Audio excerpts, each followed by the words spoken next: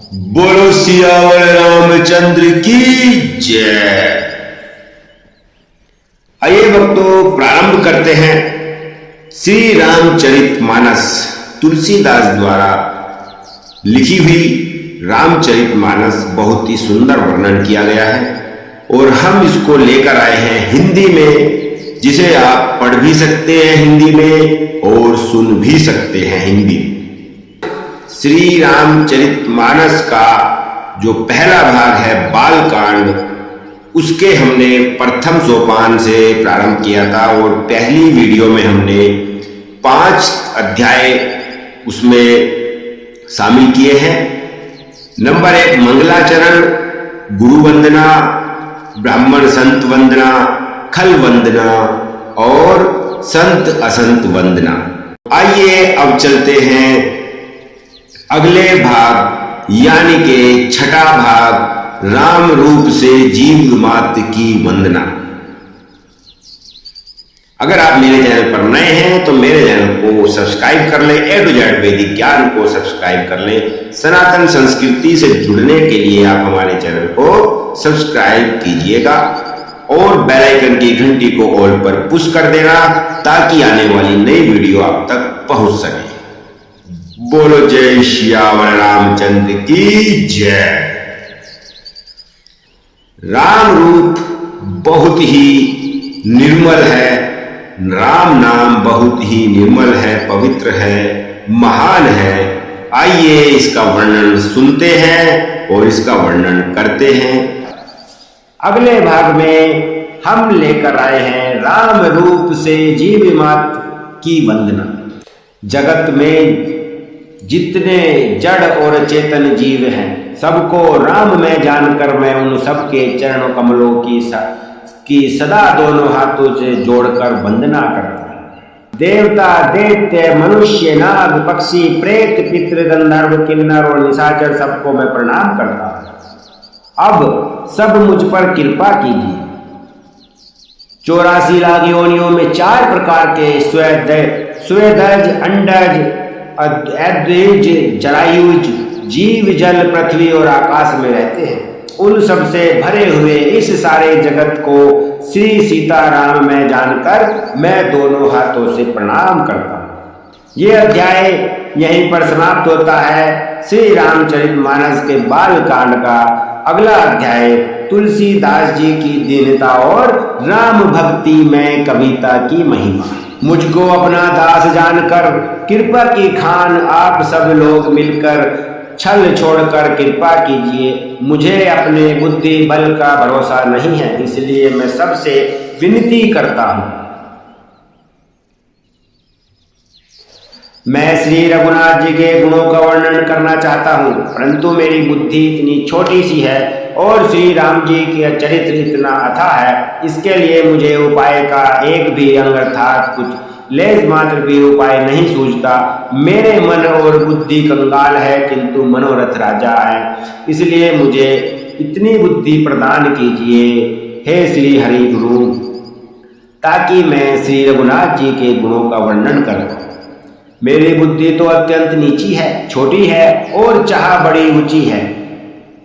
चाह तो अमृत पाने की है, पर जगत में जुड़ती छाछ भी नहीं दिखती। सज्जन मेरी ठिठाई को क्षमा करेंगे और मेरे बाल वचनों को मन लगाकर प्रेम पूर्वक सुनेंगे।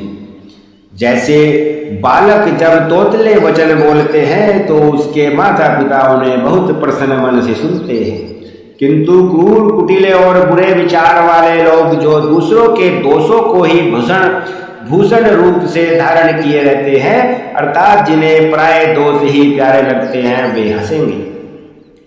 रसीली हो या अत्यंत फीकी, अपनी कविता किसे अच्छी नहीं लगती, किंतु जो दूसरे की रचना को सुनकर हर्षित होते हैं, ऐसे उत्तम पुरुष जगत में बहुत कम मिलते हैं। मैं उन सभी पुरुषों को प्रणाम करता हूँ, मैं उन सभी लोगों को प्रणाम करता हूँ जो मेरी भी वाणी अच्छे से मन लगाकर सुनेंगे और प्रसन्न होंगे और श्री राम लीला की जो राम कथा है उसका सुनकर आनंद उठाएंगे, ज्ञान प्राप्त करेंगे। हे भाई, जगत में तालाबों और नदियों के समान मनुष्य ही अधिक हैं, जो जल पाकर अपनी ही बाढ़ से बढ़ते हैं, अर्थात अपनी ही उन्नति से प्रसन्न होते हैं। समुद्र सा तो कोई एक बिरला ही सज्जन होता है, जो चंद्रमा को पूर्ण देखकर दूसरों का उत्कर्ष देखकर उमड़ पड़ता है। मेरा भाग्य छोटा है और इच्छा बहुत बड़ी है, परंतु मुझे एक विश्वास है कि इसे सुनकर सज्जन सभी सुख पावेंगे और दुष्ट हंसी उड़ावेंगे। किंतु दुष्टों के हंसने से मेरा हित ही होगा। मधुर कंठ वाली कोयल को कोए तो कठोर ही कहा करते हैं, जैसे बुगले हंस को और मेंढक पपीहे को हंसते हैं, वैसे ही मलिन मन मानने वाले दुष्ट निर्मल वाणी को हमेशा हंसते हैं। जो न तो कविता के रसिक हैं और न जिनकी श्री रामचंद्र जी के चरणों में प्रेम है, उनके लिए भी यह कविता सुखद हास्य रस का काम देगी। प्रथम तो यह भाषा की रचना है, हिंदी भाषा की रचना है। दूसरे, मेरी बुद्धि भोली है, इससे यह हंसने के योग ही है। हंसने में उन्हें कोई दोष नहीं। जिन्हें न तो प्रभु के चरणों में प्रेम है और न अच्छी समझ ही है, उनको यह कथा सुनने में फीकी लगेगी। जिनकी श्री हरि भगवान विष्णु और श्री हरि भगवान शिव के चरणों में प्रीति है और जिनकी बुद्धि कुतर्क करने वाली नहीं है, जो श्री हरि हर में भेद की या ऊंच नीच की कल्पना नहीं करते, उन्हें श्री रघुनाथ जी की कथा, यह कथा बहुत मीठी लगेगी। सज्जन गण इस कथा को अपने जी में श्री राम जी की भक्ति से विभूषित जानकर सुंदर वाणी से सराहना करते हुए सुनेंगे। मैं न तो कवि हूँ, न वाक्य रचना में ही कुशल हूँ, मैं तो सब कलाओं तथा सब विद्याओं से रहित हूँ, लेकिन फिर भी मैं श्री राम कथा का वर्णन करना चाहता हूँ। हे भगवान, हे गुरु जी, मुझे इतनी शक्ति दे, मुझे इतनी बुद्धि दे, ताकि मैं श्री राम कथा का वर्णन कर सकूं। नाना प्रकार के अक्षर, अर्थ और अलंकार, अनेक प्रकार की छंद रचना, भावों और रसों के अपार भेद और कविता की भांति भांति के गुण दोष होते हैं। इनमें से काव्य संबंधी एक भी बात का ज्ञान मुझे नहीं है। यह मैं कोरे कागज पर लिखकर सत्य सत्य कहता हूँ। मेरी रचना सब गुणों से रहित है। इसमें बस जगत प्रसिद्ध एक ही गुण है, उसे विचार कर अच्छी बुद्धि वाले पुरुष जिनके निर्मल ज्ञान है, इसको सुनेंगे। इसमें श्री रघुनाथ जी का उदार नाम है, जो भवसागर से तरने वाला नाम श्री राम, जय राम है, जो अत्यंत पवित्र है, वेद पुराण का सार है, कल्याण का भवन है और अमंगलों को हरने वाला है, जिसे पार्वती जी सहित भगवान शिव जी सदा हमेशा जपते रहते हैं। जो अच्छे कवि के द्वारा रची हुई बड़ी अनूठी कविता है, वह भी राम नाम के बिना शोभा नहीं पाती। जैसे चंद्रमा के समान मुख वाली सुंदर स्त्री सब प्रकार से सुसज्जित होने पर भी वस्त्र के बिना शोभा नहीं देती। इसके विपरीत कुकवी की रची हुई सब गुणों से रहित कविता को भी राम के नाम एवं यश से अंकित जानकर बुद्धिमान लोग आदर पूर्वक कहते और सुनते हैं, क्योंकि संत जन भौरे की भांति गुण ही को ग्रहण करने वाले होते हैं। यद्यपि मेरी इस रचना में कविता का एक भी रस नहीं है, तथापि इसमें श्री रामचंद्र जी का प्रताप प्रकट है। मेरे मन में यह अनेक भरोसा है, भले संग से भला किसने बड़प्पन नहीं पाया। धुआं भी अगर के संग से सुसंगित होकर अपने स्वाभाविक कड़वेपन को छोड़ देता है। मेरी कविता अवश्य भक्ति ही, परंतु इसमें जगत का कल्याण करने वाली राम कथा रूपी उत्तम वस्तु का वर्णन किया गया है, इससे यह भी अच्छी ही समझी जाएगी। जय श्यावर रामचंद्र की जय। तुलसीदास जी कहते हैं कि श्री रघुनाथ जी की कथा कल्याण करने वाली और कलयुग के पापों को हरने वाली है। मेरी इस बद्धी कविता रूपी नदी की चाल पवित्र जल वाली नदी गंगा जी की चाल की भांति टेढ़ी है। प्रभु श्री रामचंद्र जी के सुंदर यश के संग से यह कविता सुंदर तथा सज्जनों के मन को भाने वाली हो जाएगी। शमशान की अपवित्र राख भी श्री महादेव जी के अंग के संग से सुहानी लगती है और स्मरण करते ही पवित्र करने वाली हो जाती है।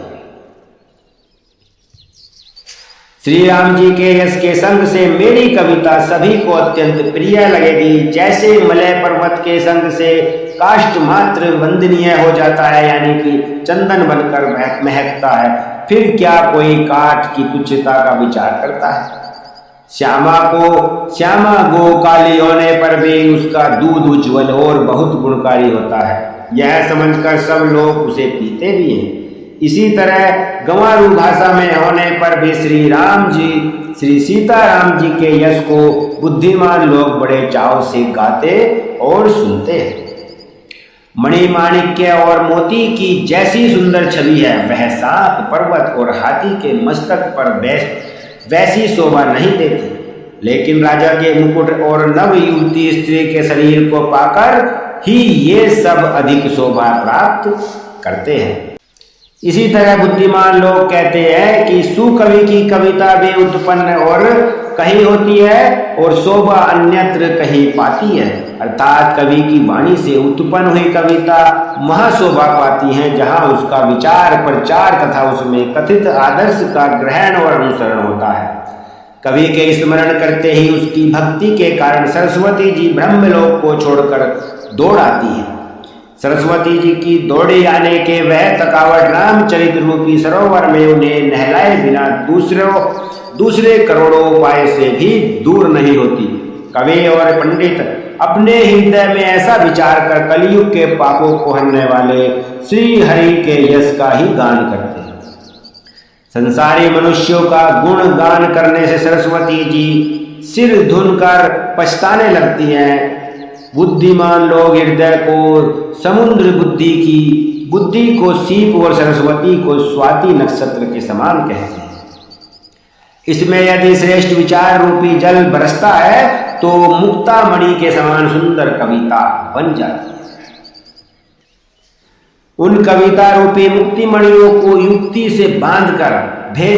से भेद कर फिर रामचरित रूपी सुंदर धागे में पिरोकर सज्जन लोग अपने निर्मल हृदय से हमेशा धारण करते रहते हैं, हमेशा चिपकाए रहते हैं, जिससे अत्यंत अनुराग रूप शोभा होती है। वे अत्यंतिक प्रेम को प्राप्त होते हैं।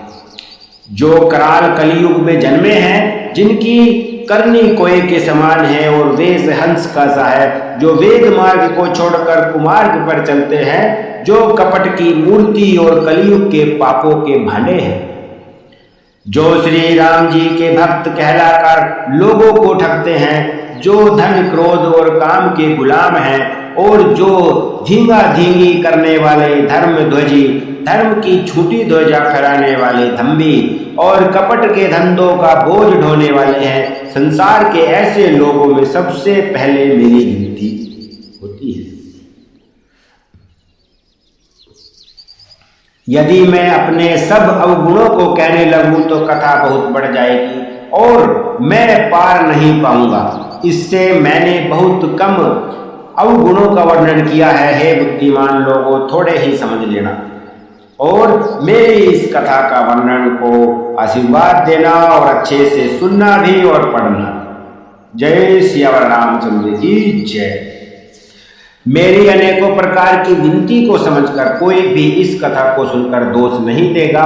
इतने पर भी जो शंका करेंगे वे तो मुझसे भी अधिक मूर्ख और बुद्धि के कंगाल ही हैं।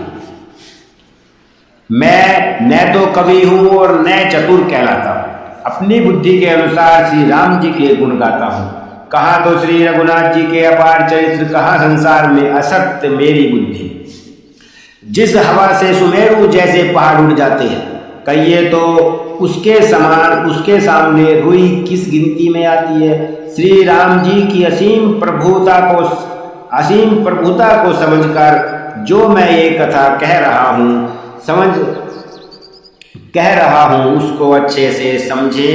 रचने में मेरा मन बहुत हिचकिचा रहा है, लेकिन मैं फिर भी एक कोशिश कर रहा हूं श्री राम भक्ति की तरफ जाने की।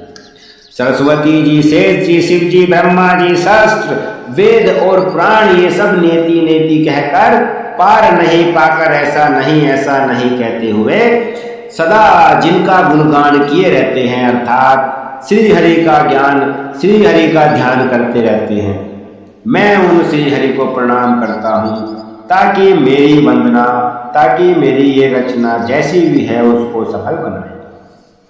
यद्यपि प्रभु श्री रामचंद्र जी की प्रभुता को सब ऐसी ही जानते हैं, तथापि कहे बिना कोई नहीं रहता। इसमें वेद ने ऐसा कारण बताया है कि भजन का प्रभाव बहुत तरह से कहा गया है, अर्थात भगवान की महिमा का पूरा वर्णन तो कोई कर नहीं सकता, परंतु जिससे जितना बन पड़े उतना भगवान का गुणगान करना चाहिए, क्योंकि भगवान के गुण गान रूपी भजन का प्रभाव बहुत ही अनोखा होता है। उसका नाना प्रकार से शास्त्रों में वर्णन है। थोड़ा सा भी भगवान का भजन मनुष्यों को सहज ही भवसागर से तार देता है।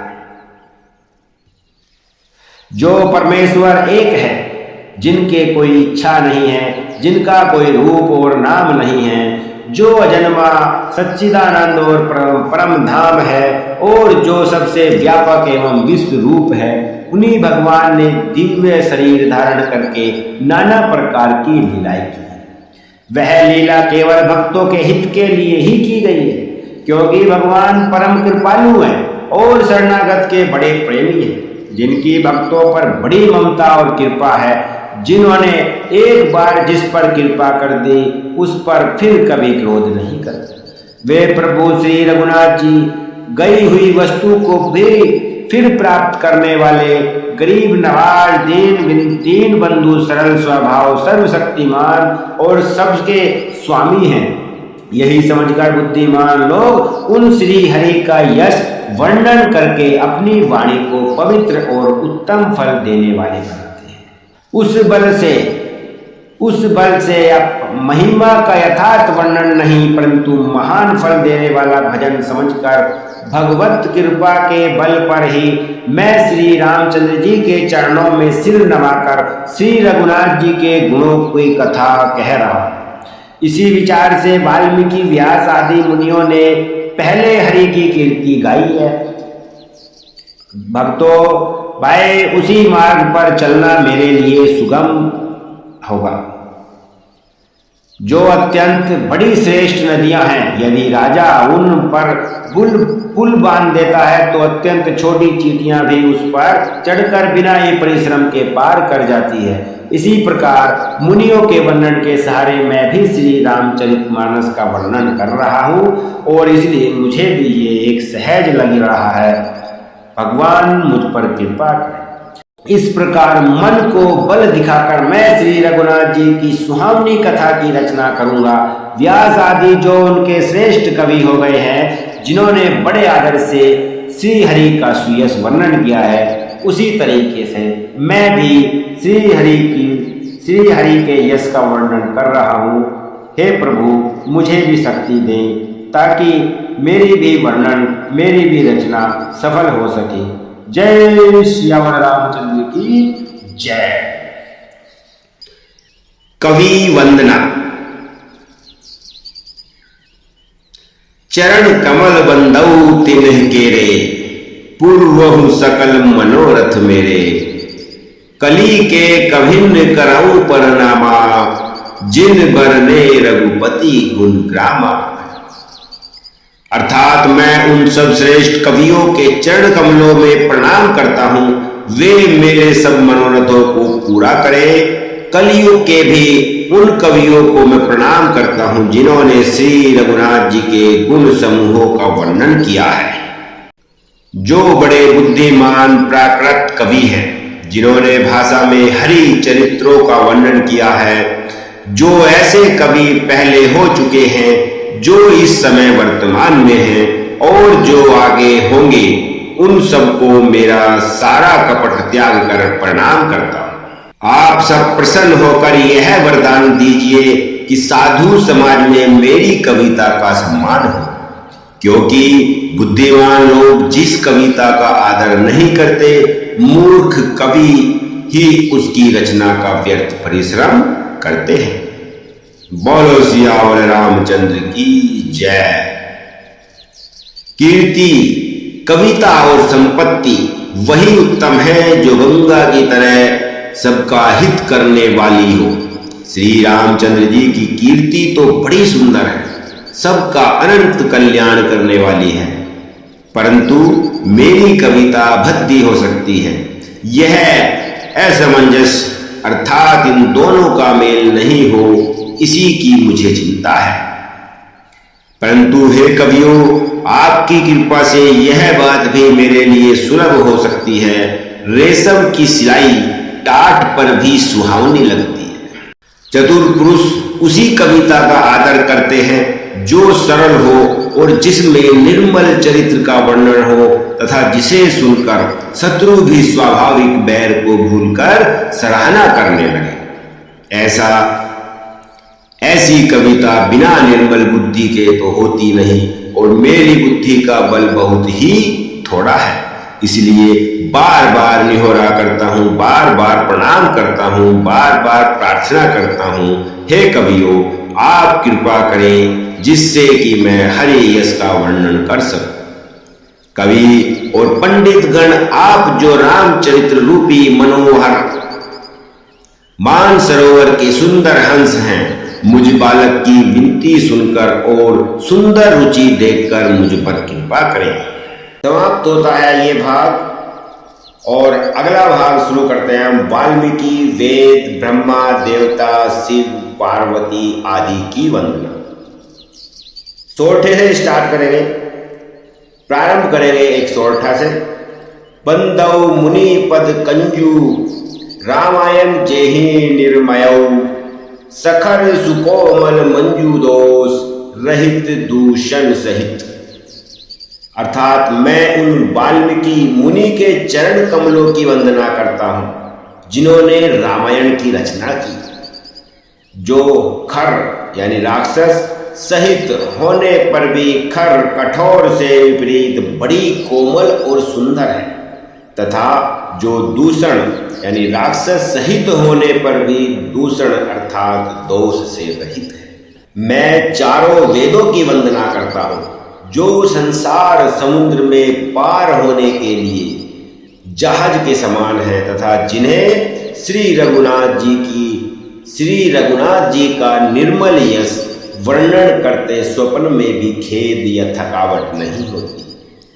भक्तों, ये चार वेद हर सनातन संस्कृति में पैदा होने वाले, रहने वाले, जीने वाले हर मनुष्य को चारों वेदों का जरूर अध्ययन करना चाहिए।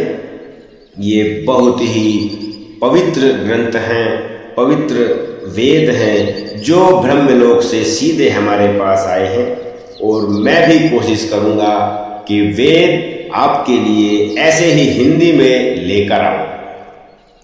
आइए आगे चलते हैं। मैं ब्रह्मा जी के चरण रज की वंदना करता हूं जिन्होंने भव सागर बनाया है, जहां से एक ओर संत रूपी अमृत, चंद्रमा और कामधेनु निकले और दूसरी ओर दुष्ट मनुष्य रूपी विष और मदिरा उत्पन्न हुई।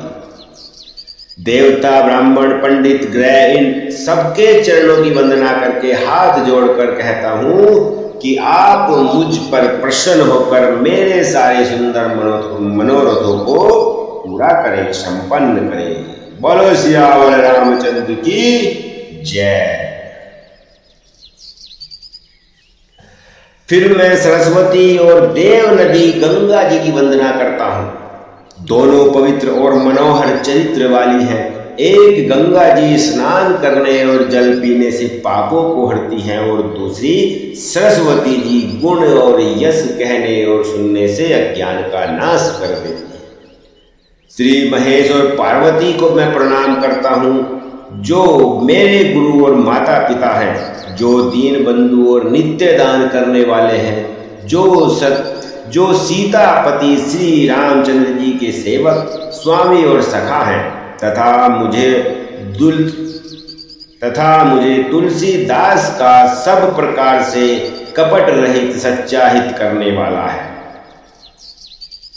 जिन शिव पार्वती ने कलयुग को देखकर जगत के हित के लिए साबर मंत्र समूह की रचना की, जिन्हें मंत्रों के अक्षर बेमेल हैं, जिन मंत्रों के अक्षर बेमेल हैं, जिनका न कोई ठीक अर्थ होता है और न जप ही होता है, फिर भी श्री शिव जी के प्रताप से जिनका प्रभाव प्रत्यक्ष है, वे उमापति शिव जी मुझ पर प्रसन्न होकर श्री राम जी की कथा को आनंद और मंगलमय की मूल यानी उत्पन्न करने वाली बनाएंगे।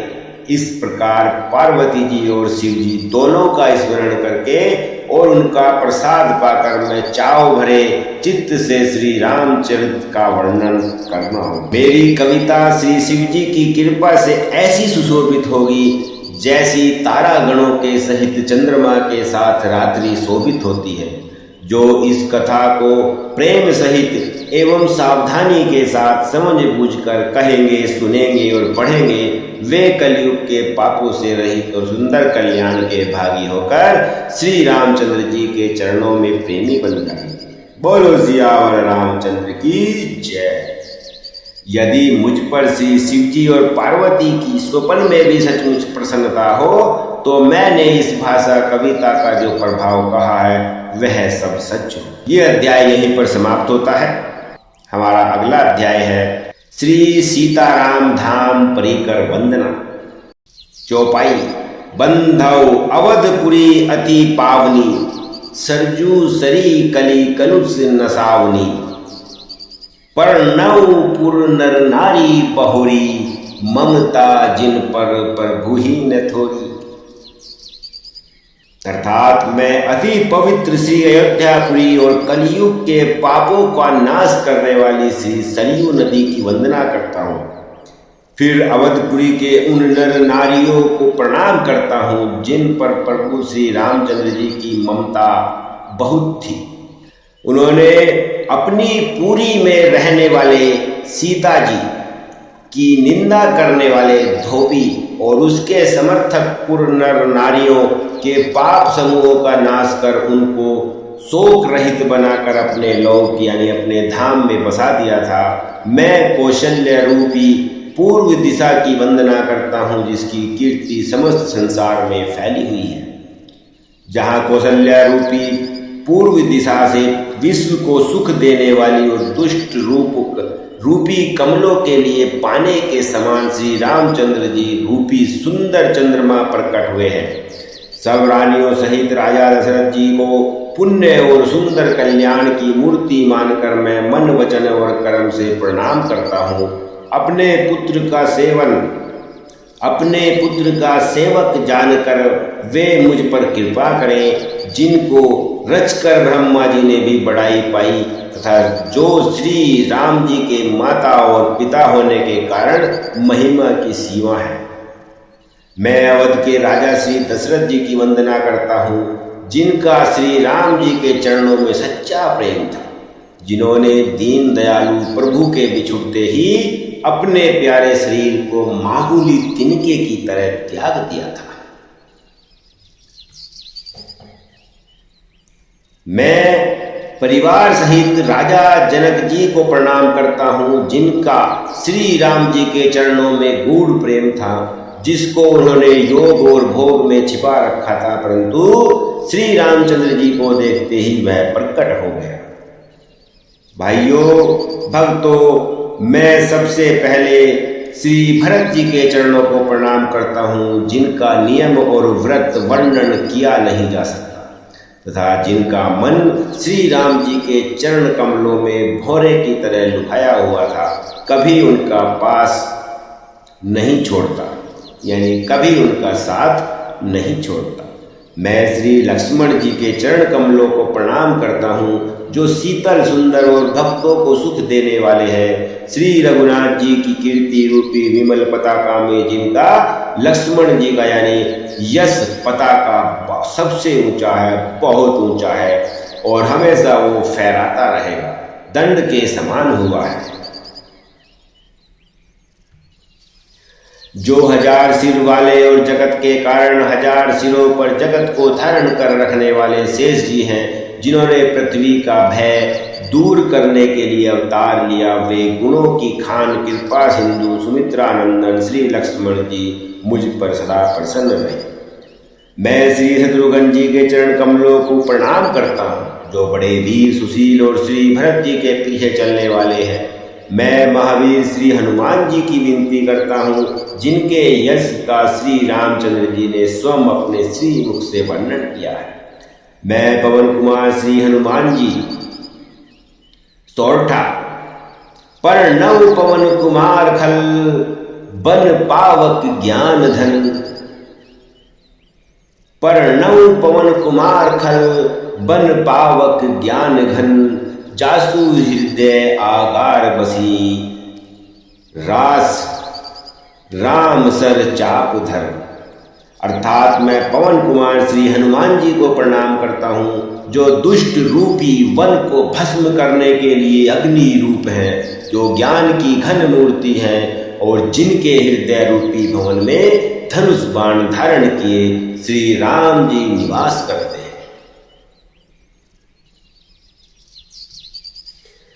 वानरों के राजा सुग्रीव जी, रीछों व राजा जाम्बवान राक्षसों के राजा विभीषण जी और अंगद जी आदि जितना वानरों को समाज है, सबके सुंदर चरणों में मैं वंदना करता हूँ, जिन्होंने अधम पशु और राक्षस आदि शरीर में भी श्री रामचंद्र जी को प्राप्त किया है। पशु पक्षी देवता मनुष्य असुर समेत जितने श्री राम जी के चरणों के उपासक हैं, मैं उन सब के चरण कमलों की वंदना करता हूँ, जो श्री राम जी के निष्काम सेवक हैं। सुखदेव जी, सनकादि, नारद मुनि आदि जितने भक्त और परम ज्ञानी श्रेष्ठ मुनि हैं, मैं धरती पर सिर टेक कर उन सबका प्रणाम करता हूँ।